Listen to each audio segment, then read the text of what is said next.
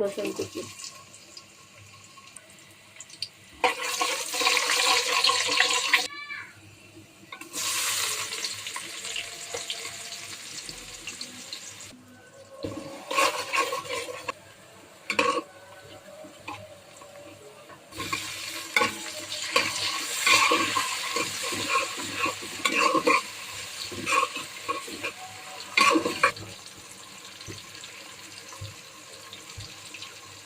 লবণ দিয়ে দিলাম,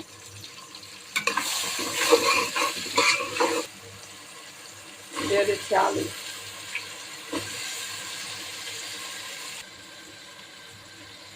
আদা রসুন বাটা 1 চামচ,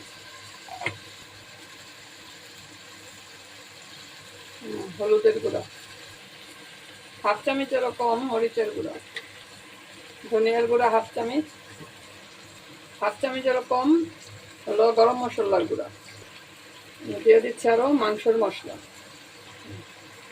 কাঁচামরিচ, সব কিছু একসাথে ভালো করে মাখা নিয়ে তারপর একটু পানি দিয়ে দিব,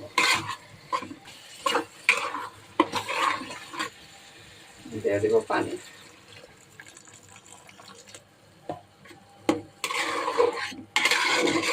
আলুগুলি গলে যাবে, এখন একটু ঢেকে দিব।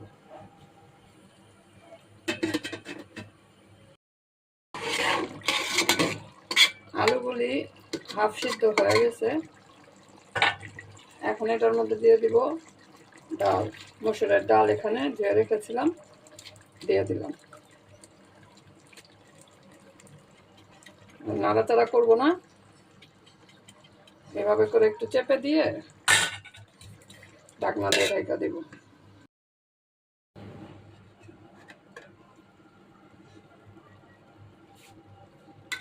ডালগুলো গলে গেছে, এখন এই জায়গাটা একটু ফাঁকা করে এখানে দিয়ে দিব একটা ডিম,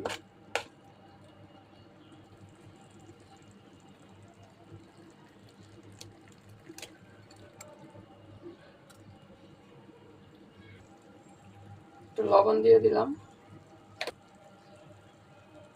এখন একটু ঢাকা দিই।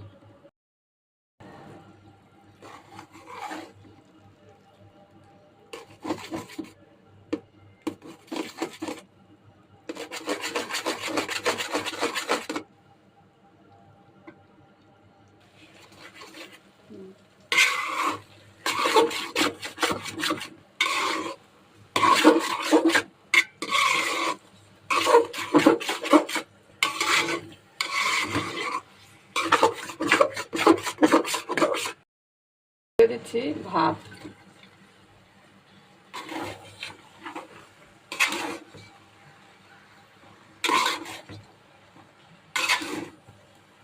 ভালো করে মিশিয়ে নিব, লবণ দিয়ে দিচ্ছি, দিয়ে দিচ্ছি সয়া সস, ম্যাগি মশলা দিয়ে দিলাম,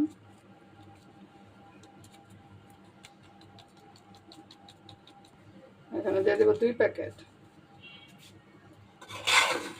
এখন ভালো করে মিশিয়ে নিব।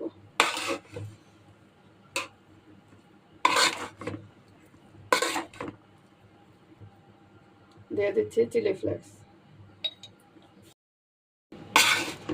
হয়ে গেছে ভাতের ফ্রাইড রাইস, খুব মজা হয়েছে, মানে না খেলে বোঝা যাবে না, করে বাসায় খেতে হবে, তাহলে এটার টেস্ট বোঝা যাবে। খাওয়ার জন্য একটু নিয়ে নিচ্ছি প্লেটের মধ্যে,